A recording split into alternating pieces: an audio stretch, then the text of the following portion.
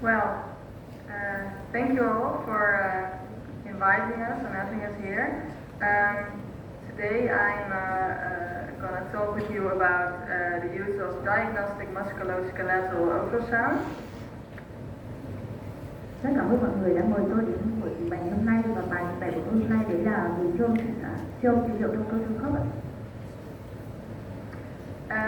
Before I start, I think it's important to tell you a little bit about how we use our guidelines in the Netherlands, because then it's easier to tell you where ultrasound fits in.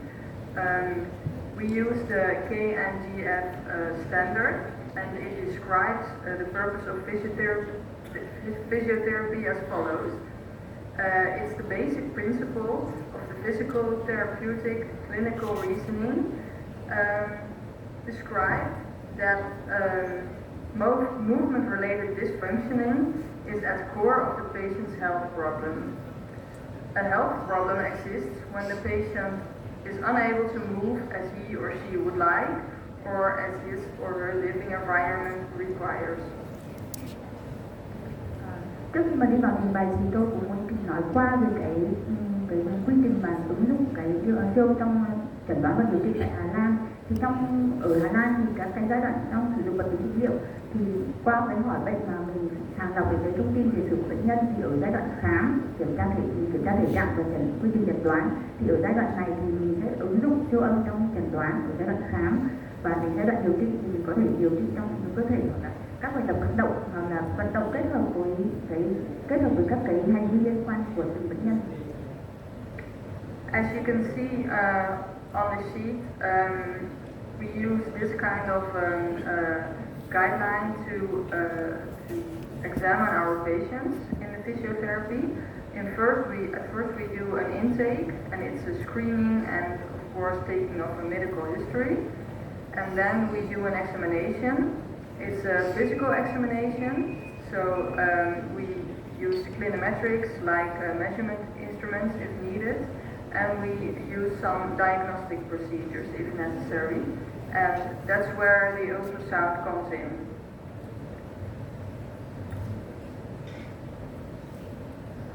Cô ấy còn nhắc lại cái guideline ở cái quy trình ở Hà Lan thì có các cái bước hỏi bệnh và khám, thì nhấn mạnh rằng trong cái giai đoạn mà mình chẩn đoán, cái quy trình chẩn đoán, thì cái siêu âm ứng dụng siêu âm trong quy trình chẩn đoán thì sẽ áp dụng ở cái giai đoạn này. In the Netherlands, it's maybe interesting to know that there are more than 38,000 physiotherapists. It's a small country, so it's quite a lot.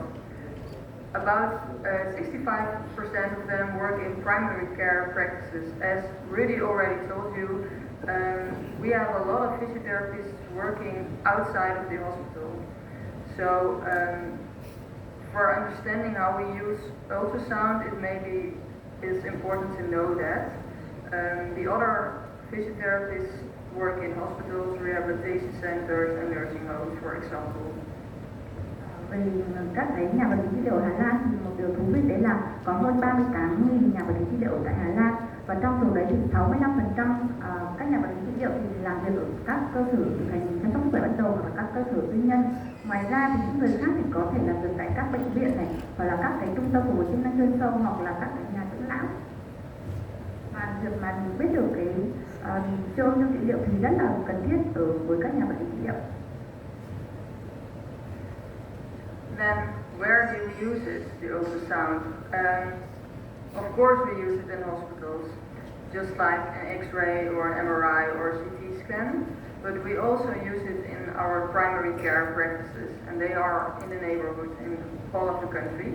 And sometimes we use it in health centers, and that's where different healthcare professionals are also working together or alongside each other.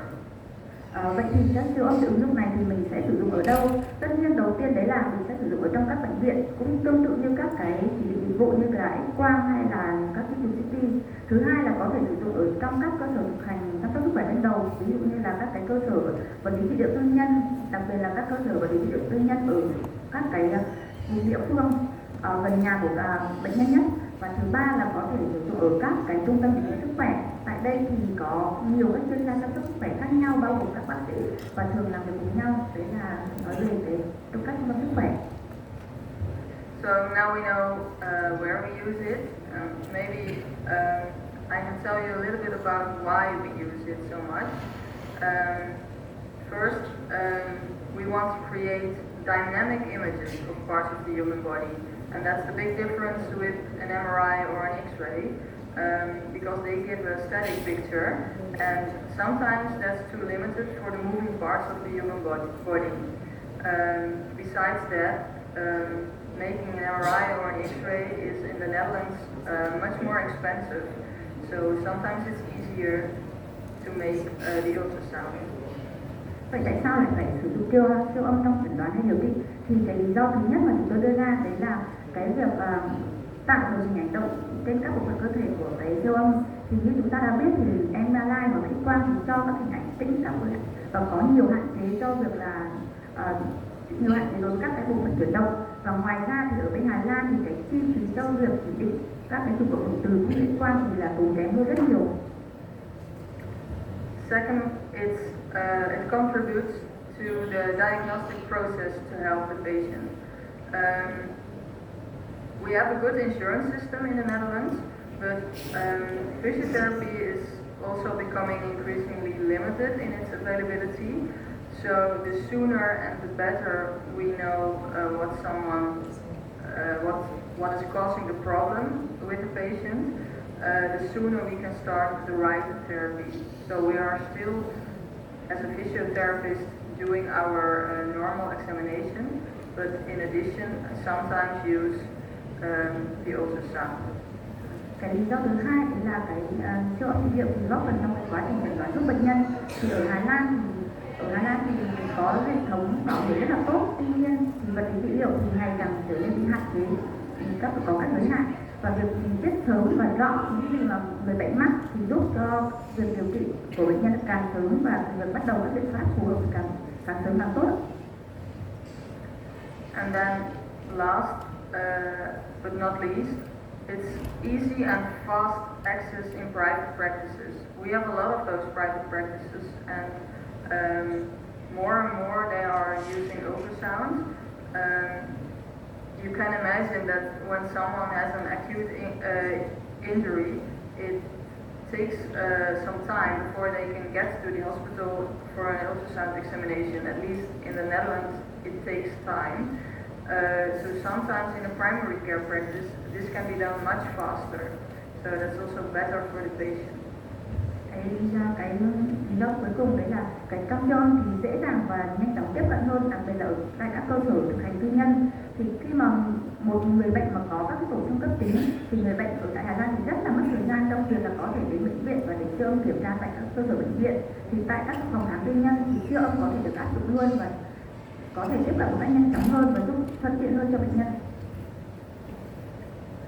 Well, you probably already know this, but here's a quick overview of the purposes we can use ultrasound for. It helps us to examine inflammation and damage to muscles, ligaments, tendons and joints, for example. And that's why we call this musculoskeletal ultrasound. You can think of orthopedic injuries, whether acute or chronic. As you can probably imagine, it's useful to take dynamic images of, for example, a tendon that is not functioning properly or a joint problem. Về cái lợi hình thức siêu âm này thì cho phép là mình có thể kiểm tra được các tổn thương ví dụ của cơ, của dây chằng hay của gân và của khớp. Đấy là lý do mà chúng tôi gọi đấy là cái siêu âm trong cơ xương khớp. Và bạn có thể trong ví dụ như là trong các tổn thương chấn thương chỉnh hình thì mình có thể chẩn đoán siêu âm dù là cái tổn thương là cấp tính hay là mãn tính, và có thể hình dung là siêu âm thì rất là hữu ích trong các cái, đặc biệt là trong các cái chẩn đoán các chụp hình các hình ảnh động, ví dụ như là một cái gân có chức năng bình thường hay là không bình thường, hoặc là các cái vấn đề của khớp. Well, now I have two examples for you. These are patients I saw myself in private practice. First, it's a male with lateral pain in the right elbow and forearm. In the past, he has had 2 cerebral infarctions, and that these were causing his left side to malfunction. He has always done physical work, the last few days by necessity, mainly with his right arm. He was retired since 1 year and sits more at the computer with his mouse on the right side, but sometimes he was still doing some work just in his spare time. Về một cái ví dụ cái lâm sàng đầu tiên đấy là bệnh nhân nam thường bị đau ở bên ngoài vùng khuỷu và cẳng tay phải, và trong tiền sử thì bệnh nhân đã có 2 lần nhồi máu não và có liệt một nửa người cái. Trong vài năm qua thì bệnh nhân luôn làm các công việc chủ yếu bằng cái tay phải.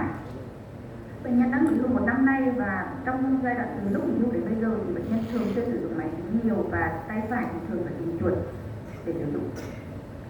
Well, to me it sounded like an epicondylitis lateralis, and it was. But there are always several possible causes for that. So I was wondering, was the pain coming from his neck-shoulder region, or was it the local tendonitis, or was it overstretched forearm muscles? Nghe chừng thì tình trạng này giống như một cái viêm lồi ở ngoài cánh tay, giống cái hội chứng tennis elbow, và trước đây thì bệnh nhân cũng đã từng bị như thế. Tuy nhiên là cũng có một số nguyên nhân có thể gây ra cái tình trạng này, ví dụ như cơn đau có phải là đến từ cái vùng cổ hay vùng vai bệnh nhân hay không, hay là hoặc là cái viêm gân cục bộ, hoặc là do các cái cơ vùng cẳng tay có bị làm việc và căng quá mức hay không, cũng là một số nguyên nhân có thể là trong trường hợp này. And that's when the ultrasound comes in. In addition to some physical testing, it helps us to know exactly what the extensors of the forearm look like and if they could be causing the problem. So in this picture you can see the capitulum and the radial head and the joint between them. I found a substantial calcification at the origo of the extensor carpi radialis, so where the tendon attaches to the lateral epicondyle. I don't know if you can see it, but I made a red circle. This means that there was a calcification, and in this case, shockwave therapy seems to be the best therapy in our practice, because we also have a shockwave, we use that, so for this patient it was the best therapy. It improves the blood flow so that the tendon can heal better. In addition, he has given some advice about posture and strain of the elbow, and posture recommendations for working at the computer.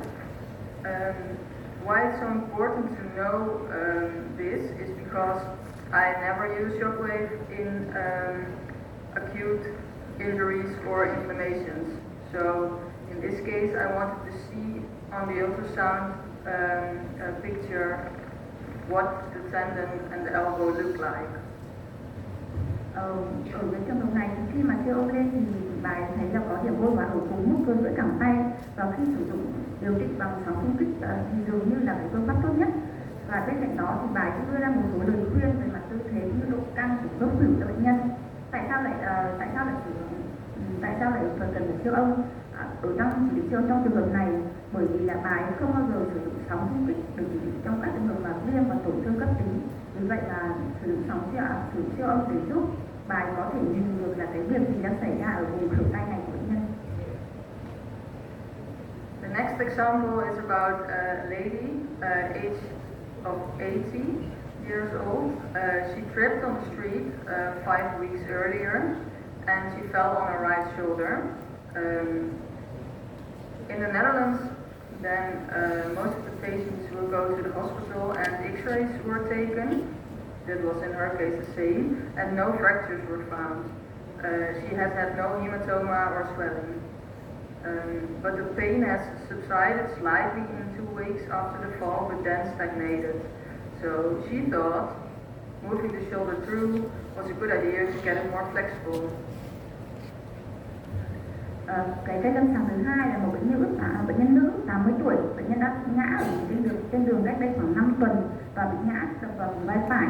Sau khi ngã xong, bệnh nhân được chụp X-quang thì không nhìn thấy có tổn thương dãy xương nào và bệnh nhân cũng không có các máu tụ cũng như xương nề. Tình trạng rất đau thì được giảm nhẹ sau 2 tuần. Tuy nhiên sau đấy thì tình trạng này là không thay đổi.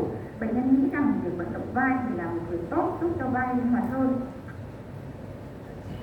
Well, I also put some of my physical examination on the sheet. When I did this physical examination, you could see that she had a limited anteversion, abduction, external rotation, and also endorotation retroversion was not possible. And there were also some additional tests in which she couldn't perform because she couldn't get her arm up. Khi mà bà kiểm tra bệnh nhân thì nhận thấy bệnh nhân là có hạn chế đưa tay về trước này, hạn chế động tác dạng xoay ngoài. Ngoài ra động tác xoay trong cũng không thể thực hiện được. Và khi thực hiện một số test thì có test NT thì dương tính. Ngoài ra các bệnh nhân không thể thực hiện những cái last test này, có Hopkins Kennedy test hoặc Near test là bệnh nhân bị đau. And when I hear something like that, there's often a tendon injury, but many of those tests were not feasible for her. So I made an ultrasound over her shoulder. You can see 2 pictures here. I already put the green arrows in it, so maybe you can see what it is. You can see a cross section of the biceps tendon. You can see the greater tubercle and the supraspinatus tendon, and on top the deltoid muscle. The arrow points out the bursa, and it shouldn't be this visible. It should be really thin, and when you can see it like this, it's possible that it's causing pain.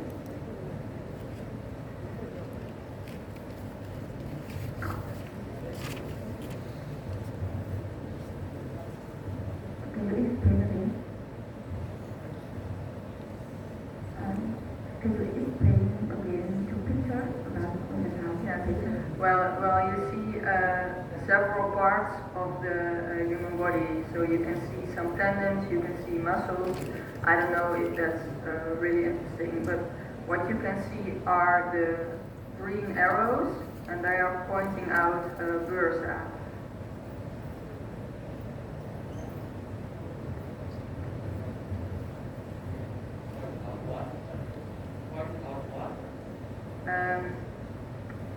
Like, a bursitis, you know it?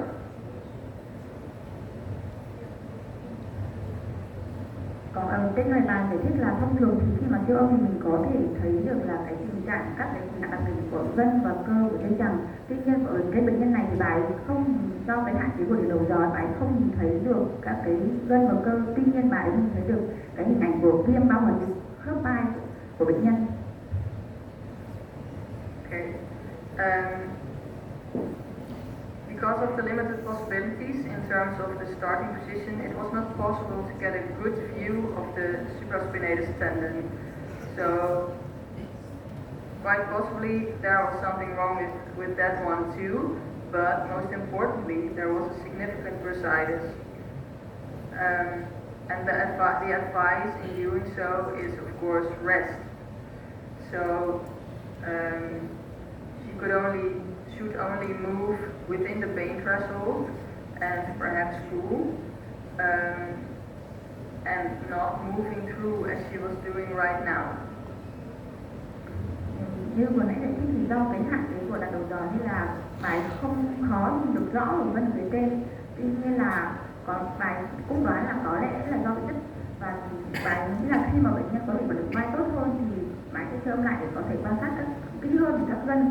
Tuy nhiên hiện tại thì cái tình trạng rõ nhất là tình trạng viêm bao hoạt rất là đáng kể, và lời khuyên mà bà ấy đưa ra cho bệnh nhân ở thời điểm bây giờ đấy là nghỉ ngơi và việc di chuyển là vận động và chỉ di chuyển ở trong ngưỡng đau của bệnh nhân, và bệnh nhân cũng có thể chữa lành. Yeah, so when the bursa has calmed down a bit, maybe a few weeks later, we can pay attention to the presumably damaged supraspinatus tendon too, and start maybe an exercise program for it. But first we have to do something about the bursitis. Và khi mà cái tình trạng viêm này giảm đi rồi thì mình mới quan tâm nhiều hơn đến cái vấn đề là cái cách chú ý đến cái đặc điểm của gân, và lúc đấy thì mới bắt đầu một chương trình luyện tập cho bệnh nhân. Well, thank you for your attention. I added a picture where you can see the ultrasound we use in the private practice, so maybe that's interesting to know. Cảm ơn thì buổi thuyết trình ngày hôm nay, và trên bức tranh là hình ảnh mà tôi hay cái siêu âm trị liệu ở các phòng khám của tôi.